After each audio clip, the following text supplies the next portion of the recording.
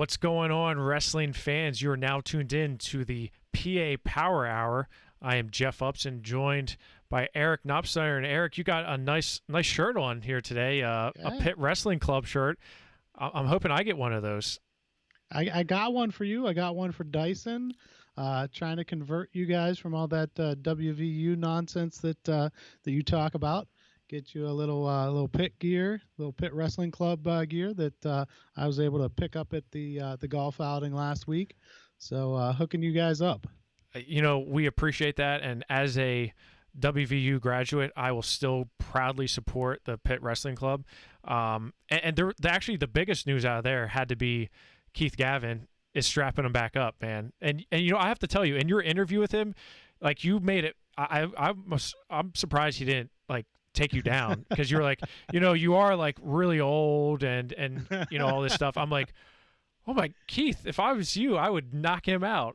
Were you afraid when you're asking? Didn't realize it came off as that hard hitting of an interview. But no, it was really interesting, because I was out on the course, and little name drop here, but Josh Deputy, the Chestnut Ridge coach, was in our foursome, and so we're playing, and he's looking at his phone, and all of a sudden he's like, Keith Gavin's wrestling in the Flow event, and I'm like, what? So that was how the news got broken to me, was Josh seeing it on his phone. And so, yeah, I had to ask Keith about that. I mean, the guy's, pushing 40, I think, and getting back into it, against some of the top guys in the sport. But I think, looking at it, I mean, I would think that he has to be, for me, probably in the top three. Gabe Dean, I think, is up there, Miles Martin. But, I mean, I don't think that Keith is going to be outclassed by anybody in that weight class. I mean, I would be surprised if he is. He's made, I think, 6 national teams. He was a world team member. I mean, back in when he was wrestling freestyle, when he was at Ohio Regional Training Center, I mean, he was lights out. I mean, if it wasn't for Jake Herbert, he probably would have been one of the top guys in the nation to make an Olympic team. So, I think it's. I don't know if he's pushing 40. I mean, he's maybe like 36. Maybe not quite there yet, 30. But he graduated in 2008? Yeah, around then. So he's 35, 36, 37. I don't know. He's not 36. I mean, he's. Come on. He's not 40 yet, but probably 36. All right. Well, I think he has a very good shot of doing some good things here at the 8-man bracket, 195 pounds. I think it's really cool to see him going. So it should be a lot of fun. Eric, let's talk a little bit about our main event, True Power. Before we get into that, let's talk about the Battle of the Burgh. Which is ironic, because it wasn't in the Burgh. It wasn't in the Burgh, right? We looked at it and we're like, well, it's actually supposed to be in Pittsburgh, in Monroeville Convention Center. They moved it out to outside of Philly, and I heard there was some issues there as well. I heard they had to clear the gym because the Department of Health showed up and all this stuff. Which, by the way, Super 32 is going to be held in Myrtle Beach Convention Center. Myrtle Beach Convention Center is like the C3 up in State College. They're getting a lot of wrestling business recently. Myrtle Beach has had a ton of wrestling events held there, and Super 32 is probably going to be the biggest one. But Battle of the Burgh, were you able to look at any of the results, Eric? Did anything jump off at you? Yeah, I saw a little bit of them. Some things that were going on there. A lot of big names in that event. So definitely some stuff that as far as I looked at, I think Anthony Mutarelli, if you're kind of going from lightest up to heaviest of Council Rock South, I think he was undefeated on the weekend, 9-0 with some good wins there. Yeah, I mean, and there was actually, when I looked at this, there was a bunch of True Power competitors that wrestled in it. In fact, one of them was a match that we're going to see at True Power, was wrestled at the Battle of the Burgh. So clearly there was a lot of good talent there, a lot of good action. Bo Bassett from Forest Hills went undefeated, 9-0. He beat Landon Bainey 16-4, which is a pretty good win for him. Landon Bainey's a guy who's been a multiple-time PJW state medalist. Nico Finella from Indiana area, he went undefeated, 9-0. That's all at 98 pounds. And Nathan Desmond, who's going to be wrestling Bo Bassett at True Power, he went 9-0. I was hoping they didn't meet. because I kind of wanted to save that for True Power, but they did all go undefeated at 98 pounds.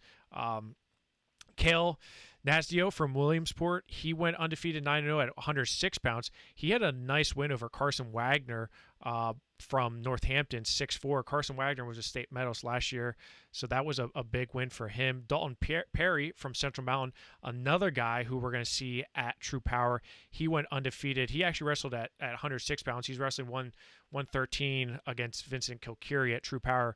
He went 9-0. He beat Hunter Robeson, who was at General McLean, then he was at Quaker Valley. I'm not sure where exactly he's going to end up this year. He pinned him in 17 seconds. So that's pretty fast. And Perry's only an 8th grader. So, but probably the most impressive, one of the most impressive performances came at 113 pounds. Nick O'Neill from Malvern Prep, who'll be a freshman this year.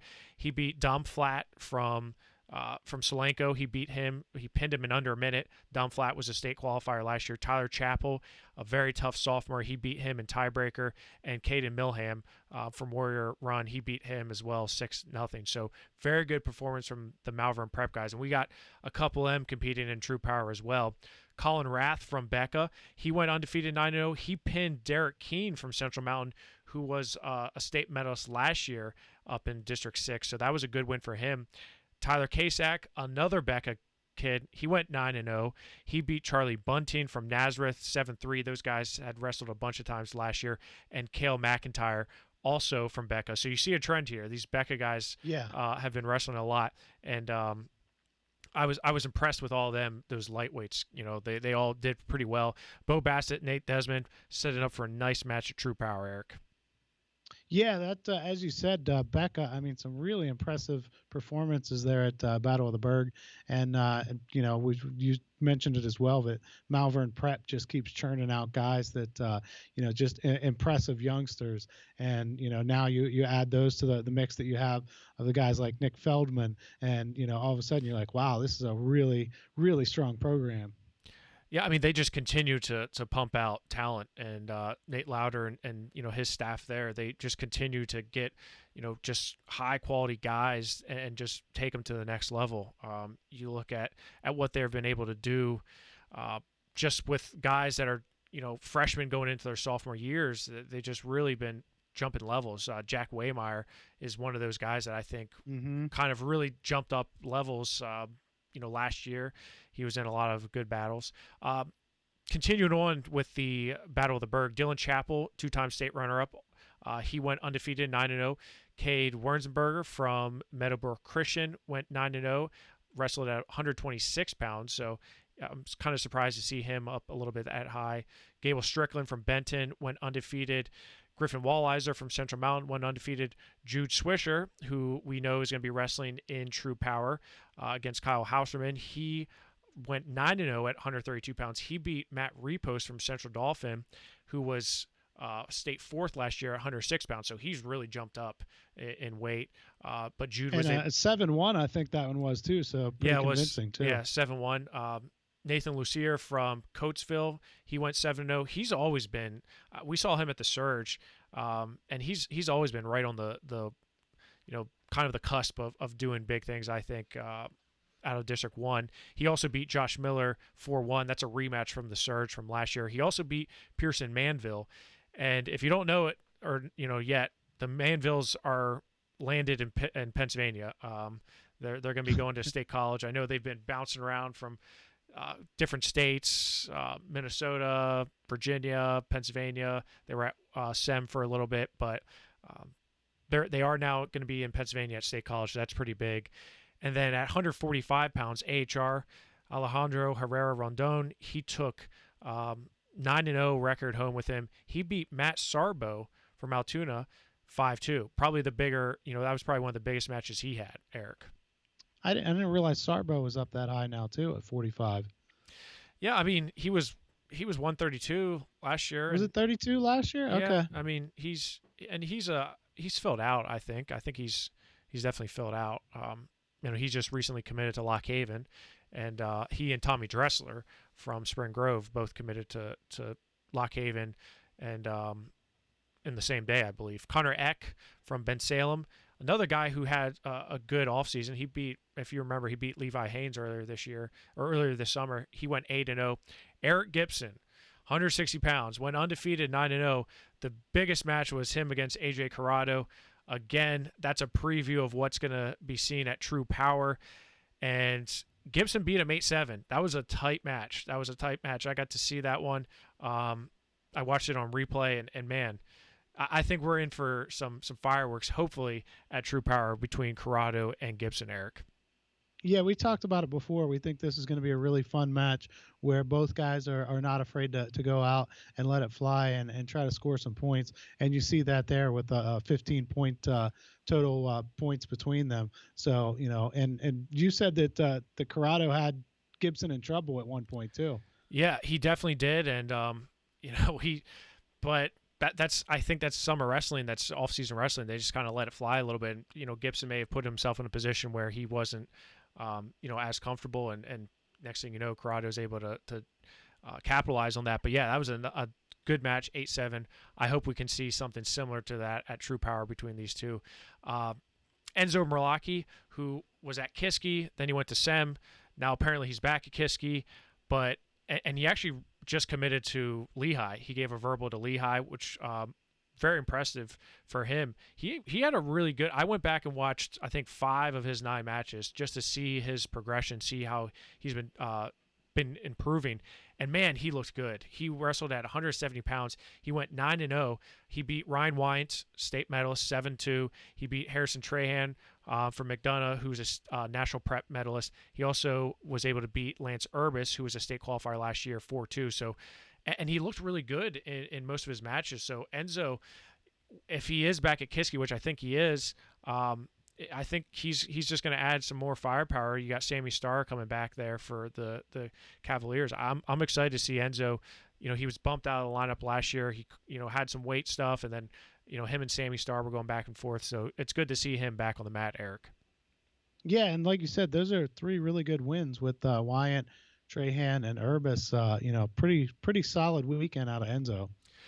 Anthony DeRusso from Becca, another Becca kid. He went undefeated at 182 pounds, 9-0. And then I just kind of jotted down some notable results that I saw going through that I thought were pretty impressive. Tommy Link beat Ethan Kolb. Jake Gafoyle from Wyoming Seminary beat Logan Ritchie. Hunter Swedish from Seneca Valley beat Charlie Bunton from Nazareth. One of the biggest ones was Scott Johnson from Muncie beating Aiden Lewis, a guy who we're going to see at True Power against Mac Church. Lewis is going to Bucknell. Was a state runner-up last year. Scott Johnson is a sophomore this year. Had a good season last year. Was a state qualifier. But that's a really big win for Johnson out of Muncie, Eric. Yeah, absolutely. We know all about Aiden Lewis and how good he is. So, to get a victory there over him is pretty impressive. District 3 guy, Matt Ripos, Central Dauphin alum. I've sad to see Matt Ripos had a tough weekend. He lost to Eric Harnish as well from Lampeter Strasburg. For Harnish, that's a huge win for him. Harnish is, he's never really been a threat outside of District 3, but I think this is really, he's wrestled for Team Nauman Purple, and he got a really nice win over Ripos 2-0 at 132 pounds. And same with Team Nauman's Cole Bartram from Northern. He was able to get a win over Brandon Bauer from Williamsport. That was a 5-3 win. Very impressed with him. Josh Miller from Central Dauphin beat Pearson Manville. Andrew Christie beat Connor Haar from, he was a Muncie kid. Now he's going to be a Mifflinburg kid. So, Andrew Christie is a guy who we saw in the Surge finals last year against Mason Gibson. So, and Malachi Duval, he beat up Matt Furman. He tech-falled him 19-4. There was a lot of good matches here at the Battle of the Burgh, Eric. We got to see a lot of good talent going at it. And looking down through the list there, I mean, a lot of Team Nauman success there too. Some big wins out of those guys. Yeah, I thought Brooks Gable from Dallastown, he was wrestling for Team Nauman Purple. He beat Ryan Wyant from Forest Hills. Ryan Wyant's another guy who had a tough weekend. Carson Manville. So if you remember Carson Manville, he was we saw him in Fargo several years ago, Eric, probably when he was a freshman. Kid's a monster. Yeah, and he was outstanding. Yeah. But injuries have really plagued taken him. a toll on him. We saw a picture of his arm, and it looked like a baseball with all the stitches running through it. Just a horrible looking surgery that he had to have there on it, and try to get it all fixed. So hopefully he's back to full strength now, and he can show what he's capable of. And he's going to be a force out of State College, wrestling in the PIAA now. He's kind of putting people on notice. He had a good weekend. He beat Nolan Lear from Benton, Harrison Trahan, and Brooks Gable. He beat all of them at Battle of the Burgh. Colby Franklin beat Joey Milano, pinned him. That's a huge match. Colby Franklin, guy who was a state runner-up, national prep finalist, beat Joey Milano, who recently committed to NC State. Joey Milano, on the flip side, beat Cade Rogers from Malvern Prep. Again, another Malvern Prep kid that, he was at Penn Manor. He's now at Malvern Prep, really jumped levels. So I was impressed with him. Jake Lucas from Cumberland Valley beat Josh Harkless from Wilson. And Gunnar Tribely from Meadowbrook Christian, another Meadowbrook Christian wrestler here, he beat Dustin Swanson from Garden Spot, who's a returning state medalist. He beat him. He pinned him in 4 minutes and 25 seconds. So overall, if you look at the team results, Team Shut Kai, and that's Kai for Kai Burkett. He won that team won the championship. M2 Training Center took second there, Eric. So, what do you think of these tournaments taking place? I know they were supposed to have the Columbus Day duels at the same venue, but because of this event, they shut it down. And now I think they're going to Myrtle Beach too. Everyone's going to Myrtle Beach. So, what are your thoughts on that, Eric? I go back and forth on it. I get the safety issue, and we want to have everybody be safe, but I don't see anything coming out of events like these. If you saw that this happened, and then all of a sudden you had a huge spike in COVID numbers and people were put at risk, then I can see saying, yeah, we can't do this. This isn't legal. We got to shut it down.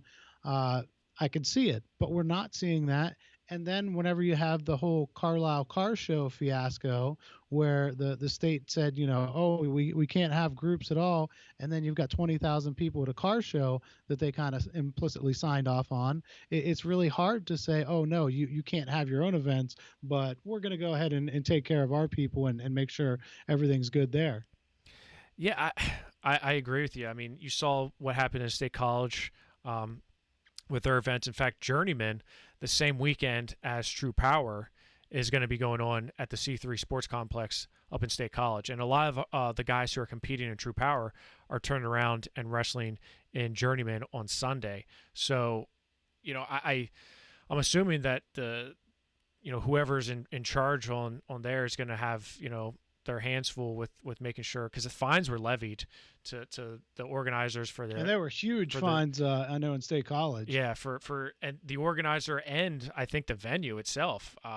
So I don't know. I mean, it's one of those tough situations because you see, other things such as the Carlisle car show going on, and you're like, and especially the federal judge's ruling on Wolf's orders being unconstitutional. And now all of a sudden, you're using that as a way to say, well, okay, well, we can have these events, but I don't know. And you're starting to see it more with high school events, that schools are opening up and kind of setting their own parameters instead of saying, okay, only 25 indoors and 250 outdoors. And we've talked about this before. I mean, it just doesn't make sense to me to have a set number whenever one venue holds 2,000 people and another holds 10,000. I mean, obviously there's more room to spread out in that larger venue than there is in the smaller one. So just to put an arbitrary number on there doesn't make any sense to me.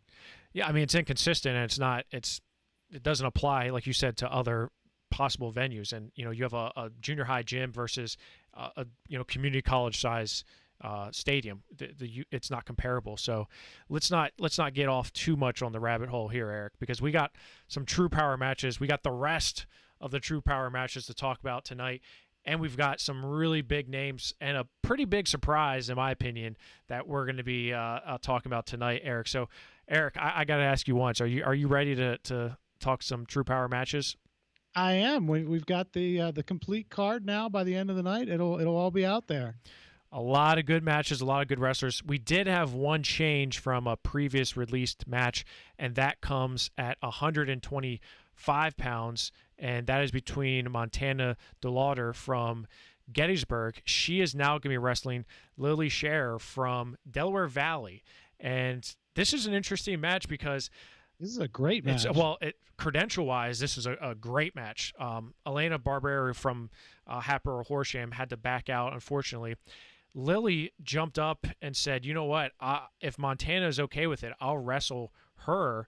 Lily's a little bit bigger, but Montana is completely down to do it, and she is, she's a competitor, man. She's these girls. I've been so impressed with just the the enthusiasm of these girls. I wish we could almost do like IA Wrestle did at Night of Conflict, where they had a girls' night on Friday night and Saturday night they had a boys' match. Maybe next year we can try to get an all women's card. Well, we're getting more good news with more PIAA schools adding wrestling, adding girls wrestling, and as that number continues to grow and we get closer to that magical 100 school number that we need to get it as a potentially PIAA sanctioned sport, then I think that we'll be able to work towards that. Maybe in the future we can have things like this where we have enough really competitive and really good girls that we can put on a first class event with just the girls. That would be awesome to see. Was that sarcasm, this magical 100 number you said?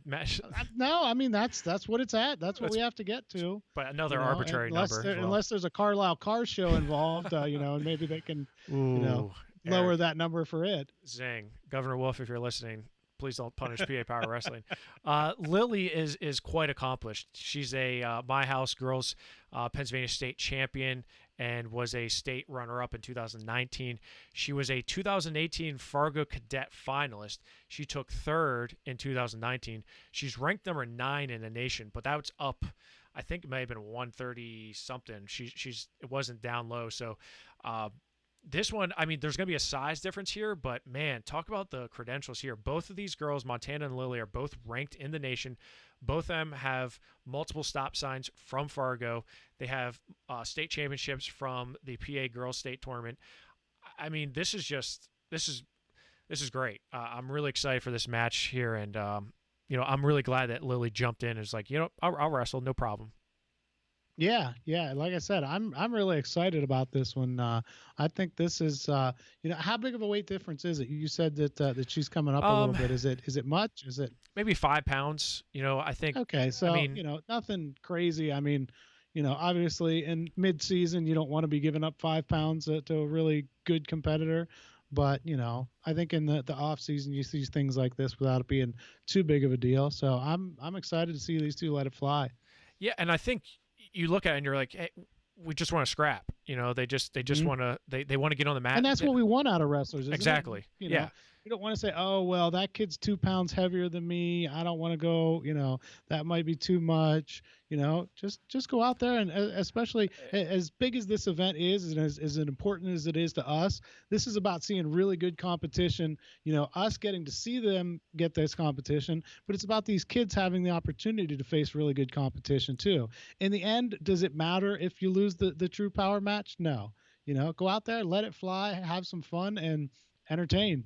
It's all about getting mat time and getting that competition, that high level competition, almost like a simulation of what it's going to be like when you're in the finals of a Powerade or an Escape the Rock. This is what we're trying to emulate. We couldn't do the Surge, we couldn't have the full on tournament that we love having. So instead, we're just doing the best we can to try to put together a pretty sweet card, and I think we have, and I think this girls matches are a key component to that. I think it's very important that we branch out into the girls wrestling and support girls wrestling and really continue to support the Sanctioned PA event that's going on here in Pennsylvania.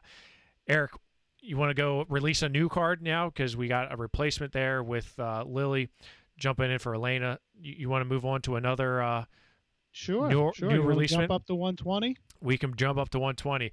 So I know I'm going to get in trouble for this because I say they're all my favorite. I'm like, oh, this is going to be my favorite. All right, this one seriously may be like top 3 favorite matches of True Power. It better not be a 1-0 match. I guess it could be a 1-0 match as long as there's some good action here. I like this one because it's the old guard versus the new guard, Eric. And without further ado, let's check out our match at 120 pounds. Eric, just kidding, Mason Gibson of Forest Hills versus Gary Steen of Reynolds. Man, this one is going to be fun. And I love the picture that Mason has with his Super 32 belt, his 4 PJW state championships around his neck. And then, of course, you got Gary Steen from Reynolds, 2-time state champion. You got the third place medal from his sophomore year that he had to battle back to. Showed a lot of strength during adversity. Gary Steen's going to Pitt. Mason Gibson is just starting his high school career. He already has so many accolades to his name, including a high school level Super 32 championship, Eric. This is just a fire matchup here. The strength and speed of Mason Gibson versus the savviness and just resiliency of Gary Steen. I mean, just finds a way to win at all times. We see him against Brent Unger last year, Joey Fisher in the state finals. That was such a good match, man. These guys are just going to put it out and lay it on the line, man. I can't wait for this one. Again, top 3, one of my favorite matches of True Power, Eric. Well, and I know you always love seeing the freshmen, to see how they're going to do in a big situation. Obviously, Mason a little bit different because we've already seen him at Super 32 and going down there and winning a high school title. So that pressure isn't going to be anything that he's going to falter under, that he's going to be able to go out there and wrestle his best, even knowing that he's facing high level competition in this and with a lot of eyeballs on him. So that's not going to be anything new. And of course, Gary Steen, this is nothing new at all to him. He's kind of been there, done that before with the state titles, facing so many good guys over the years. And yeah, so this is a really intriguing one for me to see these two guys go at it.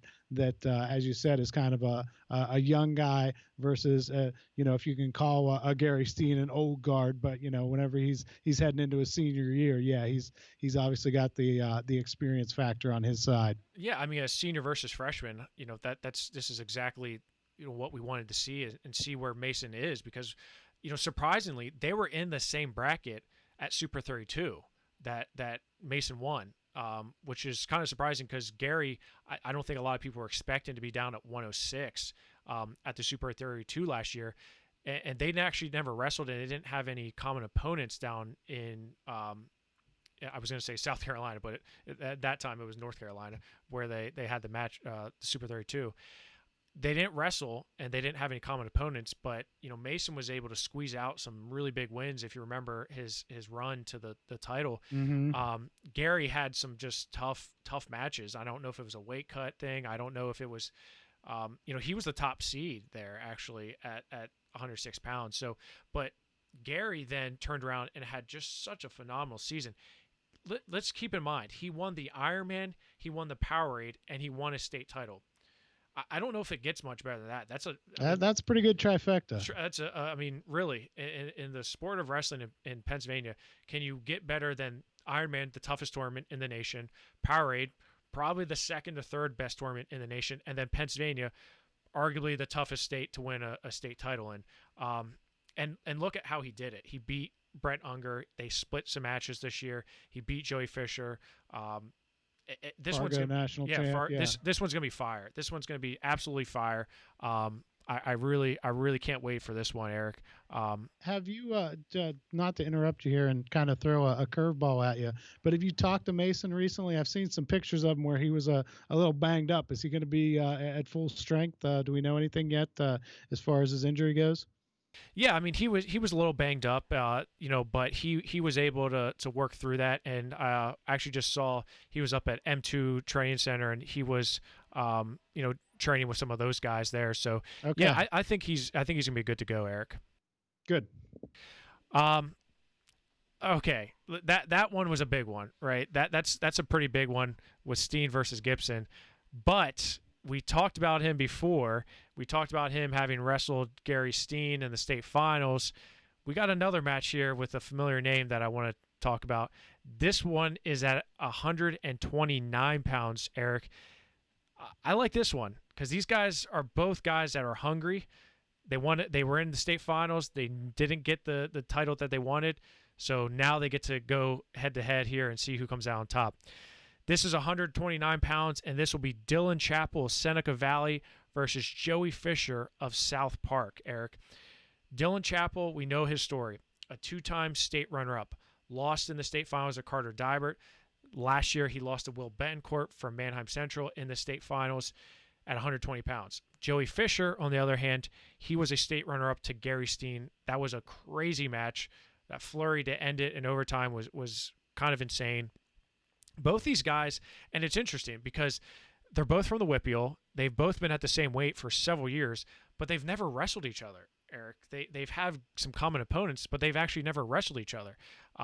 Their common opponents last year were Dylan Coy from North Allegheny, Dayton Delvesco from Malvern Prep, and Kyle Hauserman. They both wrestled. I love this matchup because two kind of differing styles. I think that the weight's going to be interesting to see because Fisher, at least from his photos, he looks bigger. Eric, do you agree? Yeah, actually, he looks like he's hit the weights really hard. He's showing off the guns there. And he was a guy, as you remember, when he was in Fargo, a couple years ago, wrestled up in level but down in weight, and won that national title. And it was kind of I'm not going to say he was a really, really small 6-pounder at times, but he's really kind of grown up over the past couple years, and now looking really solid here at 129. And yeah, I think he's definitely put some time in the weight room. And going back to what you said for a second, you talked a little bit about how these two hadn't seen each other, and that's one of the things that I like. I know you were a big fan. We talked about it before of shoot, now I'm blanking on it. The Clash of Champions. Double A versus Triple A. Yeah. And so this is awesome to see, kind of those Double A versus Triple A guys that even though they're in the same area, they're not hitting each other just because of the differences there and the different tournaments that they're at. So this is a really fun one for me to see the Double A versus Triple A aspect of it. I thought we were going to see these guys go at it at Powerade last year. Chappell, he's returning state runner-up. Fisher was at the time returning state fourth, and they actually didn't wrestle. Chappell was upset by Aiden Lewis, and he was knocked down, and then rattled off a ton of, I think, six straight or 7 straight matches to take third. Now, Fisher took fifth at Powerade at the same weight. They both wrestled Gregor McNeil of Wyoming Seminary, and Chappell beat him to take third, 8-6. McNeil beat Fisher 7-3. So their common opponent last year was McNeil at the Powerade tournament. Now, as we mentioned, Fisher was a state finalist. He had that great match with Steen. They're both Division I recruits. Dylan's going to Bucknell, and Joey Fisher's going to Clarion. So very cool to see two guys that are staying home in Pennsylvania to continue their academic and athletic careers. And two good kids. I think both these guys are very honored to be in True Power. And, honestly, I think this one's going to be fire. I think it's another one, kind of like we talked about with Gibson and Steen. I think we're going to see some points scored on the board, Eric. Yeah, this one, I think it's going to be a really fun one, as I said, just kind of the unknown. I mean, I'm sure they've bumped into each other at places before and, maybe scrapped a time or two. But this is the first time we're actually going to get to see them go at it, and that should be fun. Okay, so, Eric, before we go on to our final matches here, we got a couple more to talk to you about. We're going to take a break for the Tactful Mind and my good friend Nick Fuller over at the Tactful Mind LLC.com. We'll be right back in 30 seconds. This is the Tactical Mind, and I work with athletes in the field of sports psychology as a cognitive performance coach. Within 5 minutes of talking to a parent, they make the connection right away that this would be great for my kid to have when they're in college, when they're just going through the ups and downs of high school. Who wouldn't benefit from having more self-awareness? Who wouldn't benefit from having the ability to self-regulate our emotions and our counterproductive thoughts? Who wouldn't benefit from having more optimism, not just on the field, but in life? And of course, you can visit the tactfulmindllc.com. You can use the promo code POWER to to receive 50% off your initial consultation. And Nick Fuller knows about wrestling. He's a graduate of Easton. He and Jordan Oliver were in the same grade, and he didn't wrestle, but you don't go to Easton and not be familiar with wrestling. It's like going to Alabama and not knowing anything about football. I mean, come on, like you know a little bit about the sport. So we talked about our true power matches, right? We talked about Lily Scher replacing Elena Barbaro against Montana DeLauder. We also talked about Mason Gibson versus Gary Steen at 120 pounds, the new versus old guard. And we also had a Whippeal clash between AA and AAA with Dylan Chappell and Joey Fisher. Eric, we got some more to talk about here. Are you ready for this one? We are. We got some big ones left. Another all Whippeal card here, and people are going to say we're very Whippeal heavy and Whippeal biased, but it's the Whippeal's really good at wrestling. They have really good wrestlers. What do you want me to do? It's like picking an all-star team, and you're like, well, I won't get into it. But some really good wrestlers here, both very accomplished. I'm looking forward to seeing this one, Eric. This one is at 140 pounds. We got Cole Hammett from Waynesburg versus Ian Oswalt from Burl. Now, you look at where these guys are in their careers. Ian is going into his senior year. Cole's going into his junior year. Ian is one of the top unsigned or uncommitted seniors in Pennsylvania. We saw his teammate AJ Corrado recently commit to Brown. Ian is uncommitted, and I'm sure there's a lot of coaches knocking on his door to try to talk to him. He is finished. Figuratively knocking on his door. Zoom knocking on his door. Yeah, I mean, virtual knock. You could do those things, a virtual knock. Ian has placed 4th, 5th, and 2nd at the state tournament. So just like his teammate AJ Corrado, he's a 3-time state medalist. They're both state runner-ups. Last year, Ian lost to Brock McMillan in the state finals. They wrestled at the regional tournament. They were going back and forth. Ian is just was very close. He was very close in that one to Brock McMillan. I think whoever snags him up college-wise, I think they're going to get a good one out of him. Cole Hammett, though, let's not forget, he's a 2-time state medalist in AAA, competing out of Waynesburg. He was 7th as a freshman and 5th last year as a sophomore. And this is actually a rematch of the Powerade 5th place match last year. So this is a match we've seen before. Oswalt beat him 8-0 at the Powerade tournament for 5th place.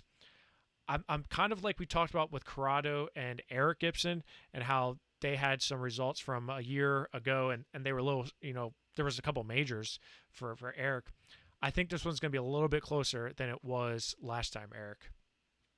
Yeah, Hammett is a guy who's got another year under his belt. I mean, obviously Oswalt does as well, but I think that, just that year in the Waynesburg room, a little more experience, moving up a little bit higher on the podium. I think Hammett will definitely be able to give him a better shot this time around. Yeah, and look at the guys he's wrestling with. Rocco Welsh, Wyatt Henson, exactly. Mac Church.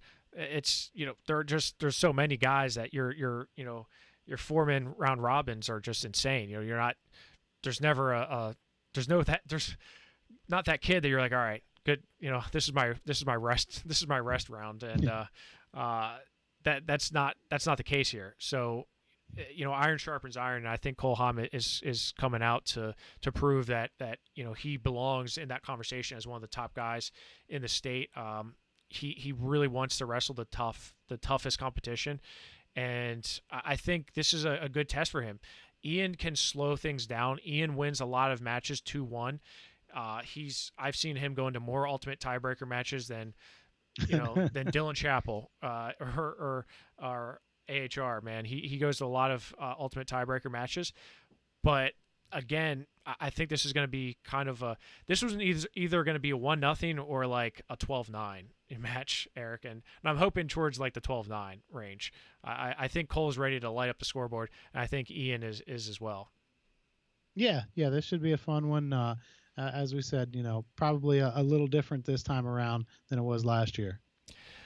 All right, Eric, we got a couple more to go over, and one of the last ones that we're going to talk about is one that also includes a Waynesburg wrestler, And this one, kind of an interesting one because these are two guys that are both going to the ACC next year after their high school careers. So we saw how Dylan Chappell and Joey Fisher are both going, to Clarion and Bucknell respectively, and now you got two guys that are end up going to the ACC. I'm looking forward to this one, Eric. Yeah, nice Pitt flavor to some of these. I knew you were gonna say something about that. You just had to say something about that. I've held off so far on it. That's probably why you wore your Pitt shirt. I wore my Notre Dame Green Pond shirt. Shout out Matt Fairs from Notre Dame GP, man, hooked up with a sweet shirt. Luca Augustine from Waynesburg versus Trey Kibe from Mifflin County. Man, this is an interesting one because Trey Kibe, committed to Penn State, then decommitted, and now he's going to Virginia Tech, where he'll be teammates with the guy he beat in the state finals, Clayton Ulrey, and Kibe he was a state champion as a sophomore, at a heavy weight too. Anything above 145, it's pretty impressive for a young kid as a sophomore. He beat Clayton Ulrey in the state finals last year. He was in that mega talented bracket, 170 pounds. He lost to Mac Stout in the semifinals, and then lost in the wrestlebacks to Dylan Reinhardt from Gettysburg. He took fourth, so you went from first to fourth. So not the progression you want to make.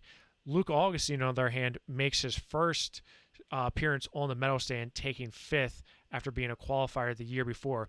Look at some of the stats from Luca Augustine from last year, Eric, and there's a reason why Pitt was all over him, because and I can still vividly remember, like it was yesterday, him wrestling at Ironman last year, and people were saying, who is this kid? Like, we got to get to know him, because I had a lot of college coaches asking me if they had contact information for Augustine. He was fourth at the Ironman, fifth at the Beast of the East, fifth at Powerade, and fifth at States. That's a pretty good resume for, talk about just a grind of a schedule Waynesburg had. They went to all the toughest tournaments, and he placed at all of them. He didn't win, but he was in the mix with all of those tournaments. That's pretty huge. Oh, absolutely. And that's a great sign for this season, too, that when you have that kind of consistency, because, as you said, those tournaments are just unreal. You can look at it, and in some cases, the PIAA tournament might be the weakest one out of those. So the fact that you're placing in all of those with all the different schools you're seeing from different states, guys from all over the country, to have that kind of consistency really speaks to the level that he's wrestling at on a regular basis. Now, I'm sure that he wants to take that next step where, if these tournaments are happening this year, the ones that he can get to, that he's placing at the top of the podium on those instead of the fourth or fifth place spot. But still a really great junior season out of him, and something to really push him ahead into that senior season. Yeah, and what also intrigues me is, Kibe is he's not been shy from competing on the mat this year, or this offseason, this summer. He's been wrestling with M2 Training Center and been wrestling a lot of tough guys. But he's had some losses, which I think makes him even more hungry to come into true power and prove something, because he lost to Tommy Dressler from Spring Grove, who we talked about, who was going to Lock Haven. He lost to Lenny Pinto in an exhibition match, and these are matches that could help him a lot, or could hurt him coming into the season. I think these are going to help him. I think he's not going to be discouraged by this, and look at true power like, hey, this is my time to prove it on the the big stage, so to speak, against a very tough opponent. I mean, Luke Augustine has a lot of credentials. Like I said, there's a reason why Pitt really wanted him. So you got Virginia Tech versus Pitt here, Eric. Good thing it's not football, or your Pitt Panthers. What are you talking about? What, is Pitt good this year? Yeah. Oh, I'm sorry, I didn't know. Yeah. Who'd they beat? Louisville. Better record than West Virginia. Okay, all right. We lost to Oklahoma State. It's a rebuilding year for the Mountaineers. I don't need to hear it. Mm-hmm. Okay, give me that crap. Pitt's the. Don't even get me started. Never have done. It's funny because I ran into a guy that I haven't seen in years, and he was wearing a Pitt mask. I was like, oh, I totally forgot you went to Pitt. And he was like, yep. He said, look at all the guys we have in the NFL. Never had a really good team in the past 10 years. Like, yeah, you're right. I'm sorry, Eric. I know I'm depressing you. I think this is Luca Augustine and Trey Kai could be a sneaky good match. It may not have the pizzazz like a Gary Steen and a Mason Gibson match, but I think this one is going to be a pretty good one. Eric, would you agree? Yeah, I think it definitely has the potential to be that, and we can kind of look at Luca and see, how much of a step has he made up there? Is he ready to be at the top of that podium? And so this will be a good litmus test for him, because we know what Trey Kibe is, we know what he can do, and so this will be a really good point where Luca can look at it and say, hey, am I where I want to be, or do I need to really make another step up to get to the top of that podium? Yeah, I mean, like you said, they both have national accolades. Trey was a Super 32 placer, and that bracket, with Lenny Pinto maxed out, and Trey and Angel Garcia, they were just monsters in that bracket. I mean, it was the toughest bracket for a reason. Luca, on the other hand, at 160, I think he was a little frustrated taking fifth. I think he probably wanted to be up in that top 4 to top 3 range at 160 pounds, but it's tough. It's and look at how consistent he was last year. I think these two are both looking to, trend upwards, if you will. All right, Eric, that's 17 matches. 17. Is it time for the surprise? 17 matches. When is the surge? When is True Power, Eric? October 17th. All right, so we're not going to move it to the 18th, right? But we got it. We're sticking on the 17th. We're sticking on the 17th. But we got an 18th, man, and this one is going to be killer. I feel like I'm on a Flow Radio Live right now talking. Man, this one's going to be awesome. It's going to be pretty. It's going to be pretty good. We got two guys who have done it all, and it's going to take us 10 minutes just to read their credentials here. Eric, this one's not a junior high match. This is not a girls match. This is not a high school match. We got a senior level freestyle showdown between two guys who have done the ultimate and finished as All-Americans in Division I wrestling. So without further ado, Eric, here it is. There it is, man. Strong beard game from Kyle Shoop from Boiling Springs. I love it. Rodney Wright's proud of seeing him there.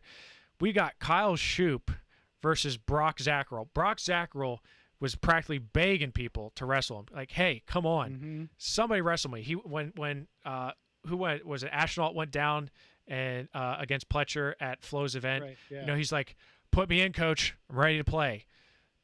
Dude's kid's a competitor. I love Brock Zacherle. I think he's such a good person and a good advocate for the sport of wrestling. Just his journey, through injuries, the perseverance that he had, the guts he has. I mean, I can remember him posting a photo after his surgery that said, it was something along the lines of like 2020 NCAA champion, him just out of surgery. The kid is a competitor. He said, I don't care what weight, I don't care who it is. I just want to wrestle somebody. And man, I can't wait, because he's wrestling Kyle Shoop, who's for 2 years straight in the NCAA, he led the nation in Tech Falls. He was a Tech Fall leader for 2 years. Of course, in 2019 in Pittsburgh, he had just such an incredible run to an NCAA All-American finish, placing 7th in Pittsburgh. Both these guys, I say kids because they're not kids, they're freaking men. Yeah, look at that beard. Come on. I know. I couldn't grow that for sure. No, me neither. He does have a little more hair than me, but not much. Yeah, he's still holding on to it. Kyle's still holding on to it. It may be time to let it go. Just he could still do something really cool with just a beard and nothing on top. Do you agree, Eric? Yeah. I tried it once. It didn't look good on me. It didn't look good. Well, my hair is like one of the only things I have going for me. I got a big, broken, crooked nose. I don't really have much else, so my hair is something I hold on to. Let's look at the history of these guys, okay? These guys wrestled before. The last time they wrestled was in March of 2018. It was March 3rd of 2018, and it was Zacherle beating Kyle 6-1 at 141 pounds in the EWL semifinals. Brock went on to finish second there. Shoop, he's a 4-time NCAA qualifier. if you count 20. Like he was a qualifier in 17, 18, 19, and 20. He would have obviously went in 20. He was a NCAA All-American in 2019. Very, very impressive career for him. And a guy who coming out of high school, he never won a state title. He was second once and third twice. He was 163 and 32 at Bowling Springs. I mean, those Bowling Springs guys with him and Corbin Myers and just the amount of talent that Rodney Wright and those guys were able to produce out of Bowling Springs in District 3, the Bubblers, man.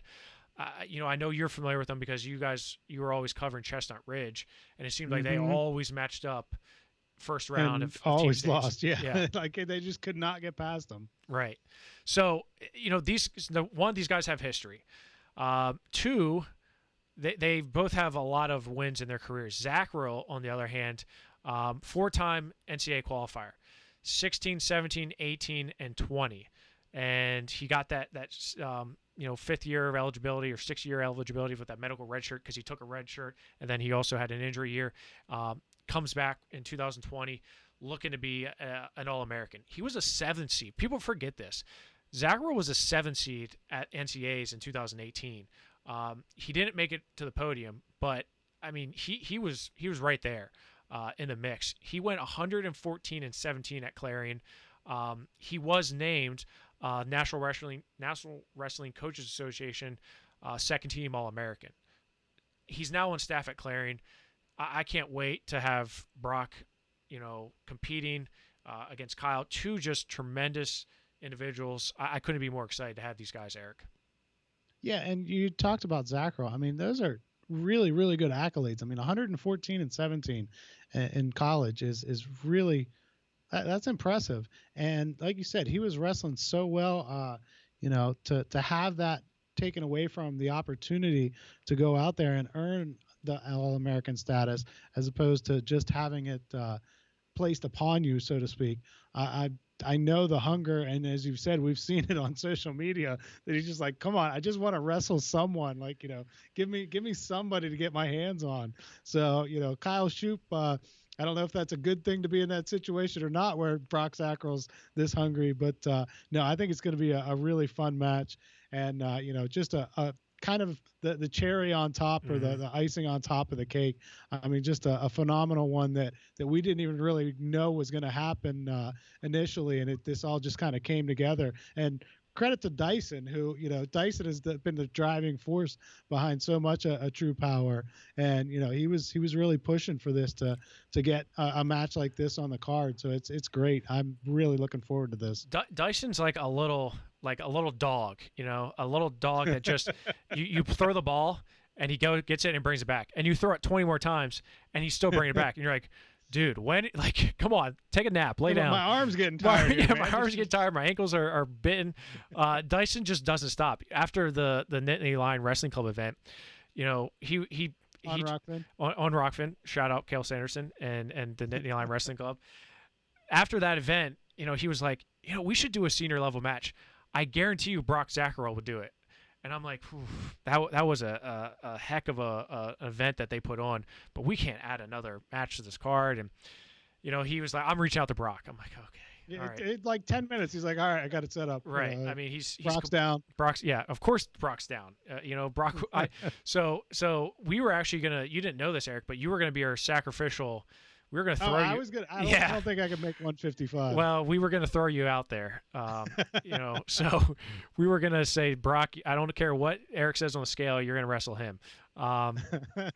Yeah, so it wasn't. Thank you, Kyle Shoop. Yeah, thank you, Kyle. So this saving me. This was definitely not planned. This kind of just naturally or organically happened thanks to Dyson and just the way of the world right now. And we couldn't be more happy to have these guys. This is an interesting matchup because I told you how Brock beat Shoop 6-1, but that was back in 2018. Now, Kyle took definitely strides and jumps from 2018 to 2020, if you will.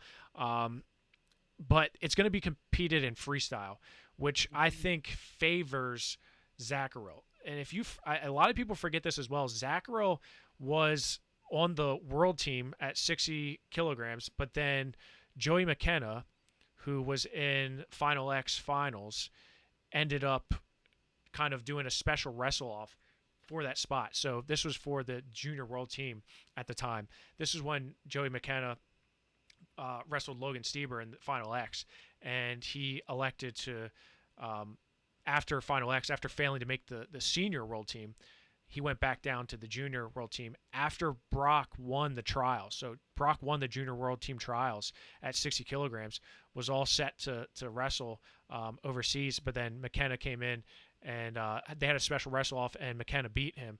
So, but Zacherle's got some freaking experience in freestyle. He's not afraid to mix it up in freestyle. So I think I give the edge, if it's freestyle, to Brock a little bit, just based on, now size is going to be a factor here too. 155 is where they're wrestling. Both these guys kind of saw different action between 141 and 149 in their careers. I don't know. It's going to be a lot of fun. I do know that. I know Brock's just an accomplished wrestler. Finished 7th, 4th, and 1st in 3 trips to Hershey. So he won that at state title his senior year, 130 and 15 at Brookville. I mean, does it get any better than Brock Zacherle and Kyle Shoop, 2 NCAA All-Americans going at it head-to-head? And like you said, Eric, it's a cherry on top, man. This is the cherry on top of the whipped cream with the, drizzle of chocolate syrup all over it. Because this one is going to be, I can't wait. I can't wait for this one to kind of be our grand finale. Yeah, it's an awesome opportunity. I think we've been able to see a lot of freestyle recently.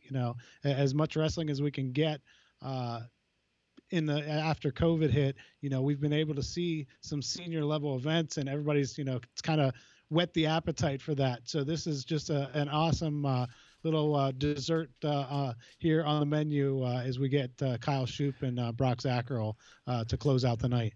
You've been bringing up dessert a lot, Eric. You need dinner, man? You hungry? No, I'm good. You're about to go get yourself a big cone or something. I'm still trying to make 155 for this, just in case. Just in case, Kyle. And dude, Kyle is I mean, talk about two guys that just want to compete. Kyle was going to be at the Matttown Open, the Matttown Lock Haven Fall Classic is what it was, and he's going to drive from Lock Haven to Tyrone to wrestle Brock. I mean, he's just going to show up, throw on the gear, and just go at it, man. I mean, what a competitor! Super excited for that awesome. one. So those are our 18 matches. Those are 18 high level matches. Again, you can catch this all live on Rockfin on Saturday, October 17th at 6 p.m. Eastern Standard Time. If you watched Night of Conflict, IA Wrestle put on last weekend, Friday and Saturday night, great event. I told Tony Hager from them, I said, you put the, you definitely had big shoes for us to follow up on, because they had a great event there. They also had fans. We're not going to have fans. I was a little bit different than Pennsylvania right now. And I can't wait. I can't wait, Eric, to get this thing rolling. And now that we've released all 18 cards, matches, this is just going to be. I can't wait to hear what fans have to say. What matches they're looking forward to, and really predictions as well for what's going to happen, Eric. Yeah, I think that's going to be, a great reaction from the Pennsylvania wrestling community. We were able to see some action in Pennsylvania over the past couple weekends, whether it was the NLWC event, the battle in the Burgh, some different things going on. So, really kind of getting us going as we get closer and closer to what we hope is going to be, as normal a season as possible. And this is just a great event to get us rolling right into it. I can't wait, Eric. You're going to be hearing a lot more from our competitors in the next couple of weeks. We're going to be doing a lot of shows with bringing on some of the guys and girls that are competing in True Power. We're going to bring them on as guests and have some match talks and kind of pick their brains a little bit. So be on the lookout for that. I know Dyson's itching to. Dyson just needs to stop playing football and start focusing on his career in wrestling, right? And because, I know he's just chomping at the bit right now to get on the air and talk about True Power matches. He's got so much to say, Eric. Yeah, but you gotta represent the Chucks there, and put on the football uniform. Props to him. It takes a lot of passion and a lot of guts whenever you're that size to be on the varsity football team, and trying to help out the team there. Absolutely, it is. And Eric, before we go, I want to mention that you had said how Pennsylvania is getting more girls program sanctioned. Governor Mifflin and Annville Cleona, both out of District 3, have signed on to sponsor girls wrestling as a sport. So we got 2 more. I think that's 7. I think we're up to 7 now. I'll have to double check. 7 or 8, and I know I've talked to a couple people that in my area that it sounds like we're going to have at least 1 or 2 in the kind of District 5, District 6 area there that are getting going. So I think we're going to see the numbers jump up pretty quickly. I think we'd be a lot further ahead if it hadn't been for COVID right now. Right. There's just so many things that people have to worry about right now, aside from trying to organize and get a girls program off the ground. Yeah, I think we have a lot of programs that are on the bubble, so to speak, and I think you're going to see a lot of teams coming out, or a lot of school districts coming out saying that they're going to sponsor girls wrestling. And like you said, if it hadn't been for COVID, I think probably we'd see upwards of 20 teams already, or 20 schools already having girls wrestling. So, Eric, that is the PA Power Hour. Be sure to check out papowerwrestling.com. Visit us on Rockfin. Check out all the new content that we have. We have the class of 2022 recruiting rankings now posted up there. That's a very good list with Ryan Crookham at top of that. And we're going to have a lot more previews for True Power coming up here in the next couple days and weeks. So make sure you're tuned into us on Facebook, Twitter, Instagram, all the things that the kids are doing these days. We're on them. We're doing it, Eric. So until next time, Eric, thanks for joining. I can't wait to get my Pitt Wrestling Club shirt, Eric. Thank you. Absolutely. It's going to look good on you. Absolutely, Eric. All right. Well, I will talk to you soon. Shout out to Brock Zacherle. Can't wait to have you. All right. See you, Eric.